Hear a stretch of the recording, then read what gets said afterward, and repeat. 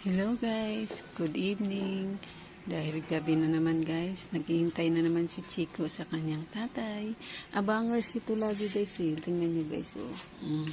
Nakaupo sa bangko, naghihintay talaga siya sa tatay niya guys. Gusto niya lang yan dyan guys. Kasi alam niyang oras ng pag-uwi ng kanyang tatay guys. Kaya nag-aabang lagi yan siya guys.